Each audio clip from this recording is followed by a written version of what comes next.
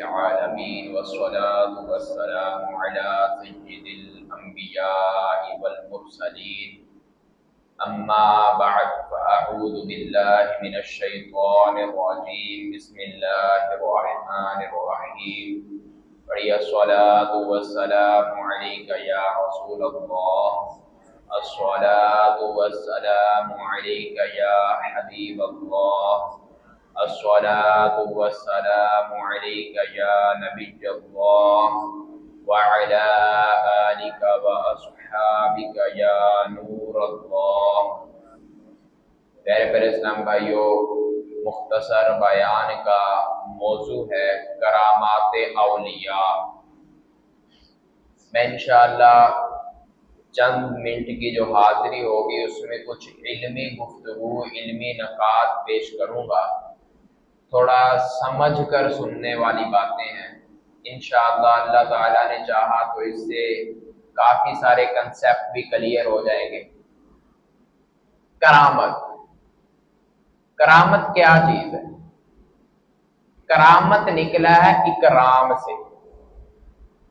اللہ پاک اپنے بندے سے خوش ہو کر اسے جو انعام عطا فرماتا ہے اسے کرامت کہتے ہیں۔ اب کرامت جو چیز ہے یہ عقلاً محال ہوتی ہے۔ یہ میں نے اس کی لغوی تعریف بیان کی۔ عقل میں نہیں آتی کرامت۔ ہمارے بعض لوگ، بعض احباب، ناواقف احباب، وہ کسی ولی اللہ کی کرامت کو سن کر اسے عقل کے ترازو پر تولنا شروع کر دیتے ہیں اور اس طرح وہ کرامت کا انکار کر دیتے ہیں۔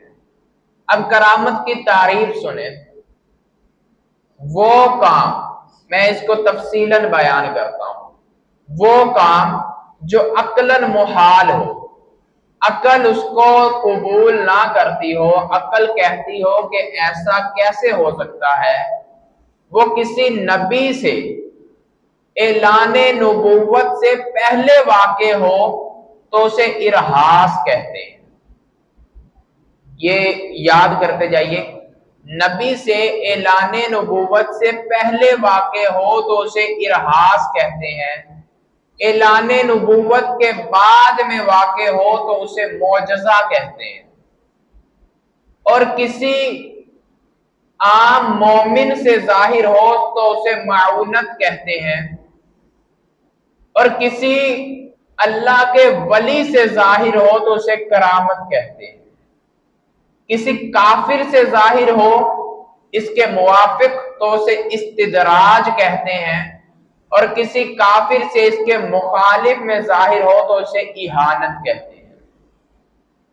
اب کرامت اور معجزہ یہ ہمارے دو مین ٹاپک ہو جائیں گے کہ اللہ کے ولی سے ایک خلاف عادت بات ظاہر ہوئی، وہی بات ایک نبی سے ظاہر ہوئی، تو یہ تو معاذ اللہ نبوت کا کام ہو گیا۔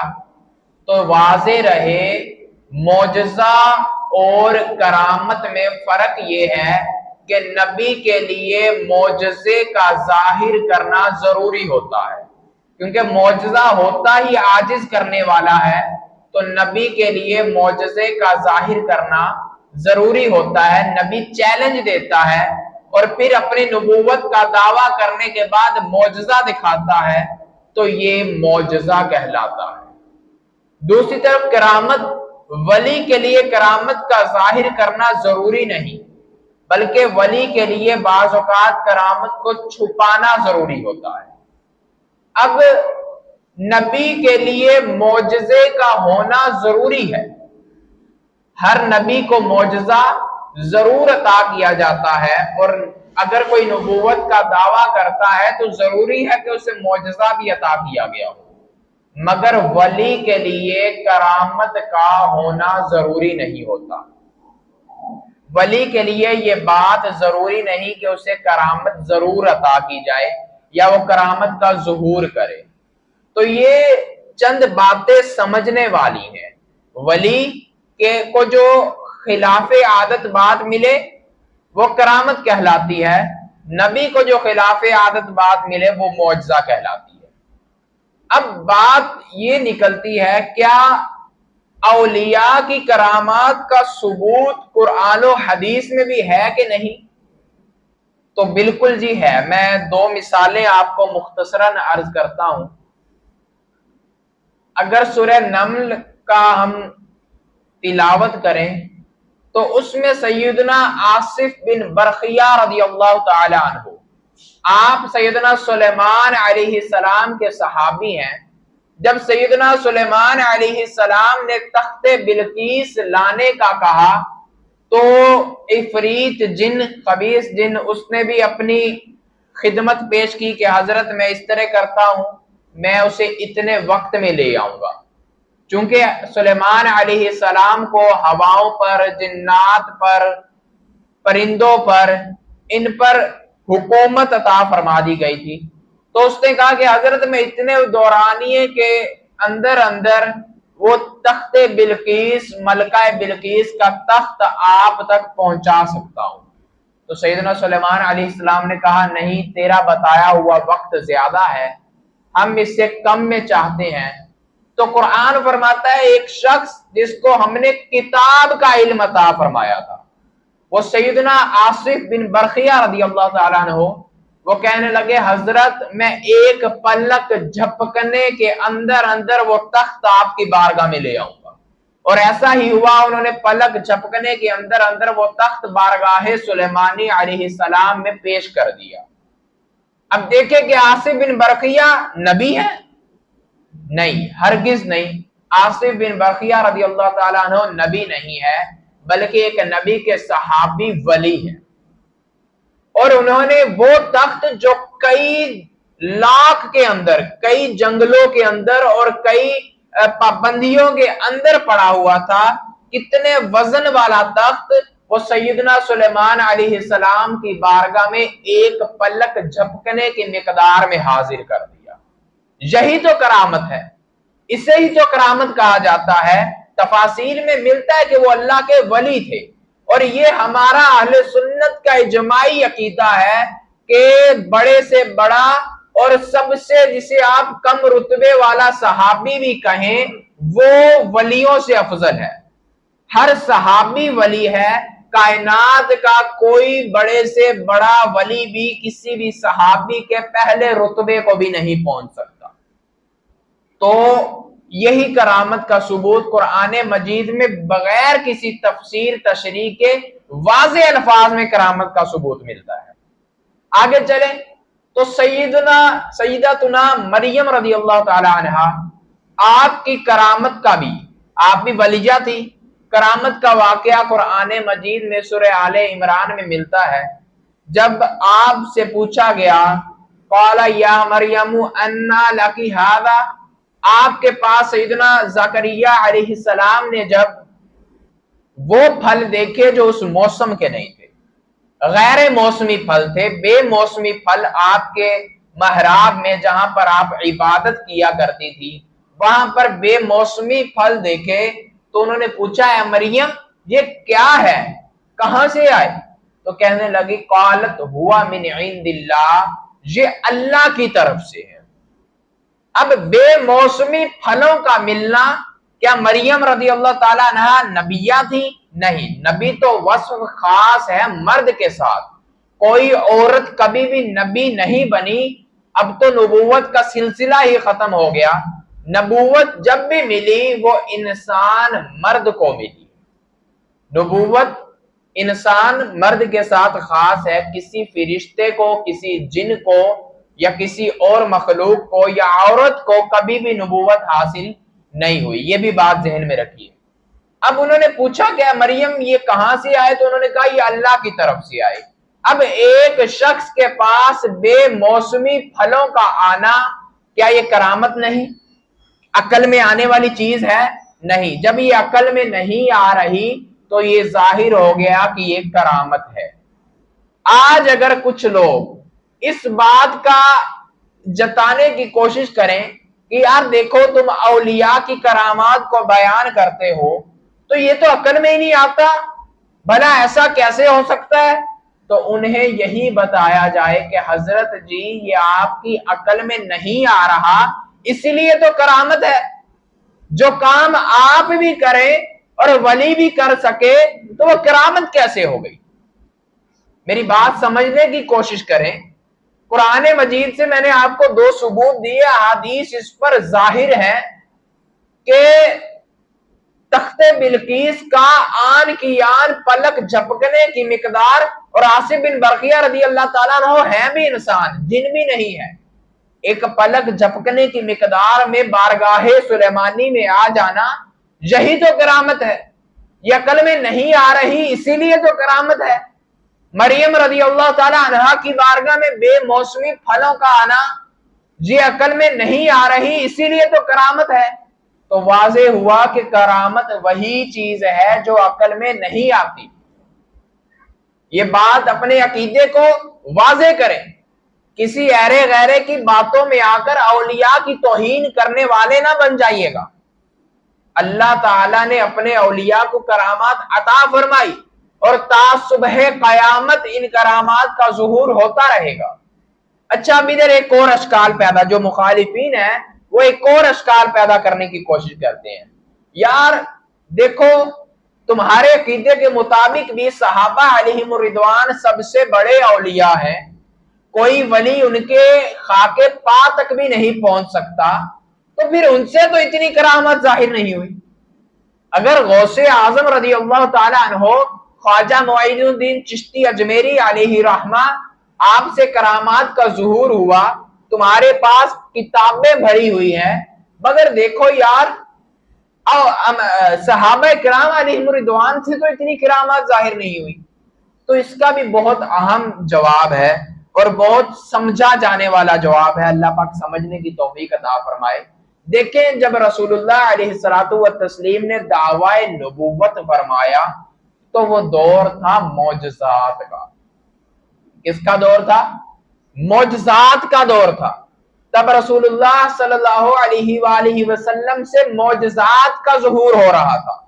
کبھی آقا علیہ السلام چاند کو توڑ کر ظاہر فرما رہے تھے کہ میں نبی ہوں، کبھی درختوں کو چلا کر فرما رہے تھے کہ میں نبی ہوں، کبھی کنکریوں کو کلمہ پڑھا کر فرما رہے تھے کہ میں نبی ہوں، کبھی جابر رضی اللہ تعالی عنہ کے فوت شدہ بچوں کو زندہ فرما کر یہ ظاہر فرما رہے تھے کہ میں نبی ہوں، کبھی سورج کو واپس لوٹا کر یہ ظاہر فرما رہے تھے کہ میں نبی ہوں، کبھی جابر رضی اللہ تعالی عنہ کے گھر کا جو کھانا ہے، ایک بکری وہ کثیر تعداد کو پوری آ گئی اور اس کے بعد اسی بکری کو زندہ فرما کر یہ بتا رہے تھے کہ میں نبی ہوں، کبھی حدیبیہ کے موقع پر تھوڑا سا پانی میں اپنی انگلیوں سے نکلتا ہوا پانی ملا کر یہ ظاہر فرما رہے تھے، اور وہ 1400 صحابہ اس سے سیراب ہو رہے تھے، ان کے جانور سیراب ہو رہے تھے، اور آقا بتا رہے تھے کہ میں نبی ہوں۔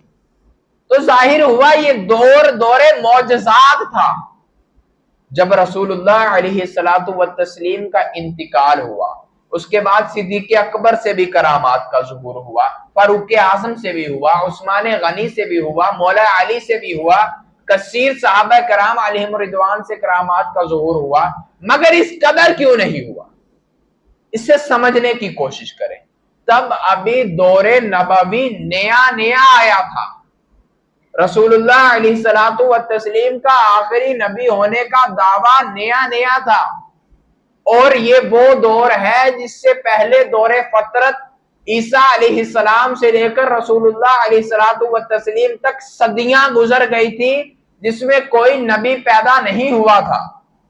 تو رسول اللہ علیہ الصلوۃ والتسلیم نے اس پسماندہ قوم، اس بہکی ہوئی قوم کو اپنے معجزات دکھا کر اللہ کی طرف بلانا شروع کیا۔ تو وہ لوگ جن کی ذہن سازی بالکل کرنے والی تھی، رسول اللہ نے ان کے ذہن کو اس بات پر آمادہ کیا کہ میں نبی بن کر تشریف لایا۔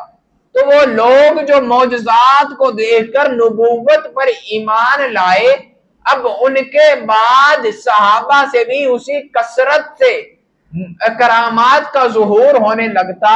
تو مجھے بتائیں کہ اس بات کا کتنا خوف تھا کہ وہ لوگ صحابہ کو بھی نبی ماننا شروع کرتے تھا کہ نہیں تھا؟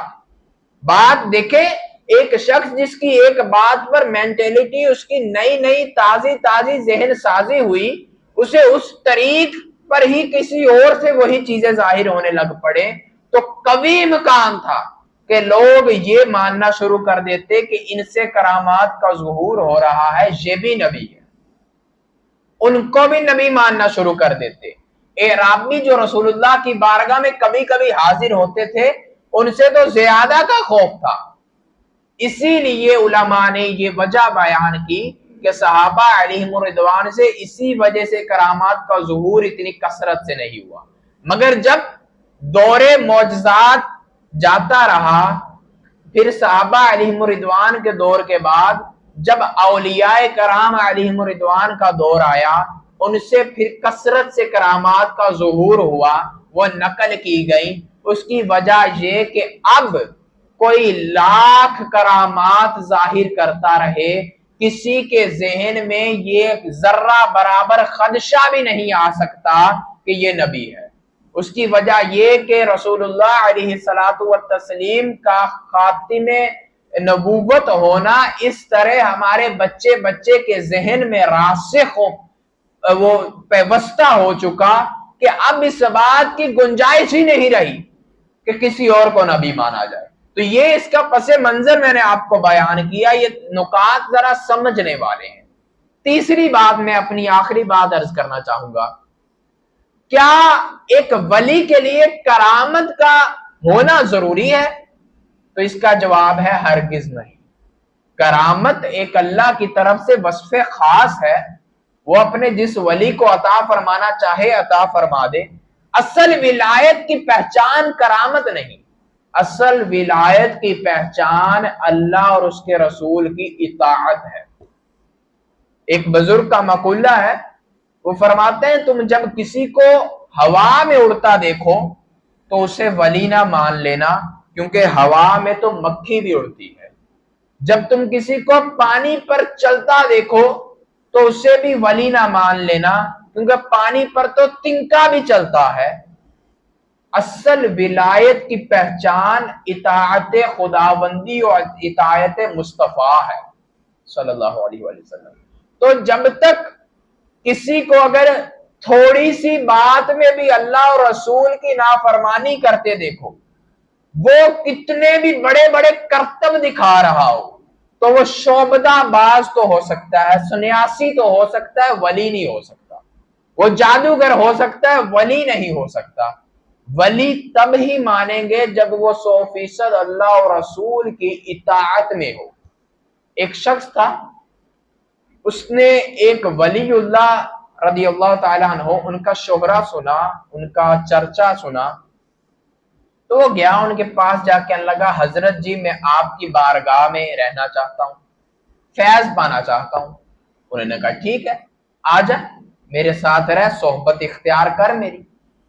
وہ شخص آیا، ایک رات گزری، دوسری رات گزری، تیسرے دن وہ کہنے لگا حضرت مجھے اجازت دے، میں جانا چاہتا ہوں۔ انہوں نے کہا کیوں؟ تو بڑی طلب لے کر آیا تھا، مگر ایسا کیا ہوا کہ تو جانے پر آمادہ ہو رہا ہے؟ تو اس نے جو بات اس کے ذہن میں تھی وہ کہی۔ اس نے کہا حضرت پہلا دن تھا، رات کا وقت ہوا، میرے ذہن میں تھا کہ آپ نماز ادا کریں گے عشاء کی، کچھ آرام کریں گے، پھر رات آپ کے نوافل میں گزر جائے گی، صبح سحری کے وقت آپ تہجد کی نماز ادا کرنے کے بعد روزہ رکھیں گے، روزہ رکھ کے آپ سارا دن روزے سے رہیں گے۔ مگر میں نے کیا دیکھا، آپ نے عشاء ادا کی، رات ہوئی، آپ سو گئے، صبح آپ اٹھے، وہی معمول ناشتہ کر رہے ہیں، روزہ بھی نہیں۔ میں نے کہا شاید اس طرح یہ بات ہو کہ آج کسی وجہ سے نہ یہ کام کیا ہو، آج دوسری رات تو حضرت یہ تمام عبادات ضرور بجا لائیں گے۔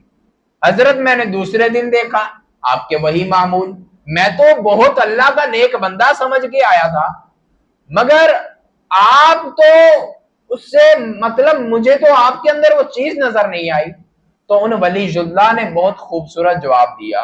آپ نے کہا ٹھیک ہے، تو نے مجھے نفلی عبادات کرتے ہوئے نہیں پایا، مگر تو یہ بتا ان چند دنوں کے اندر تو نے مجھے اللہ کی نافرمانی کرتے ہوئے دیکھا؟ کیا تم نے دیکھا کہ میں نے اپنے رب کی کسی لحاظ سے کسی زاویے سے نافرمانی کی ہو، اس کے فرمان کو پسے پشت ڈالا ہو؟ اس نے کہا نہیں حضرت نہیں دیکھا۔ تو ظاہر ہوا ولایت کرامات دکھانا نہیں، ولایت بڑی بڑی عبادات کرنا نہیں، ولایت اطاعت خداوندی اور اطاعت مصطفیٰ میں ہے۔ جب تک اللہ اور رسول کی اطاعت نہیں ہوگی تو کوئی بھی ولی نہیں مانا جائے گا، جیسے میں پہلے عرض کر چکا۔ تو آپ سے بھی یہ عرض ہے، کسی بھی بھنگی چرسی کو علی علی کرتے دیکھ کر وہ مولا علی کی توہین کر رہا ہے، بلکہ مولا علی تو شراب سے اتنی نفرت فرمائے مگر وہ چرس پی کر علی کا نام لے۔ کسی داڑھی منڈے کو دیکھ کر ولایت کا اپنے ذہن میں شبہ نہ لے آنا۔ بھلا یہ کون سا ولی ہے کہ اللہ اور رسول کی سرعام نافرمانی کر رہا ہے، اس کی صورت ہی اللہ اور رسول کے احکام کے مطابق نہیں۔ کسی بے پردہ عورتوں کے ہجوم میں بیٹھنے والے کو ولی تصور نہ کر لینا، کسی گانے کی دھن پہ سر کو دھنتے ہوئے بے باک و فاجر شخص پر ولی کا وہ تصور نہ کر لینا۔ ہمیں ایک پیرایا ایک زاویہ دے دیا گیا کہ ولایت وہی قابل قبول ہے، وہی ولی ہے جو اللہ اور رسول کے احکامات کی فرما برداری کے اندر ہے۔ جو شخص، کئی تو اس طرح کے بے باک اور بے غیرت لوگ ہمارے معاشرے میں پائے جاتے ہیں جو کہتے ہیں ہم شریعت کو عبور کر کر طریقت میں آ گئے ہیں، اب ہمیں شریعت کی ضرورت نہیں رہی، ہم پر نماز ظاہری ادا کرنا ضروری نہیں ہے۔ معاذ اللہ جو نماز کی فرضیت کا انکار کرے وہ کافر ہے۔ بھلا یہ کون سے رتبے تک پہنچ گیا، کون سی طریقت میں چلا گیا کہ انبیاء سے جب احکامات معاف نہیں ہوئے اس بدبخت سے معاف ہو گئے؟ اولیاء فرماتے ہیں جو شخص یہ کہے کہ میں شریعت کو پار کر کے طریقت میں آ گیا اور میں واصل ہو گیا، تو اسے کہو ہاں تو ضرور واصل ہو گیا، مگر اللہ کی طرف نہیں تو گیا، تو جہنم میں چلا گیا، تو جہنم کی طرف واصل ہو گیا۔ تو ان جو بہروپی لوگ ہماری صفوں کے اندر داخل ہو گئے، انہیں پہچاننے کی اشد ضرورت ہے۔ ہماری خواتین ان میں زیادہ ملوث نظر آتی ہیں، اس کی وجہ یہ ہے کہ ان کے ذہن کچے ہیں، تو انہیں بھی ہم نے یہ درس دینا ہے، ہم نے سمجھانا ہے۔ اللہ پاک عز و جل ہمیں کھرے کھوٹے کی پہچان کرنے کی توفیق عطا فرمائے۔ گر جینے کی تمنا ہے تو کچھ پہچان پیدا کر، لباس خضر میں کئی راہزن پھرتے ہیں۔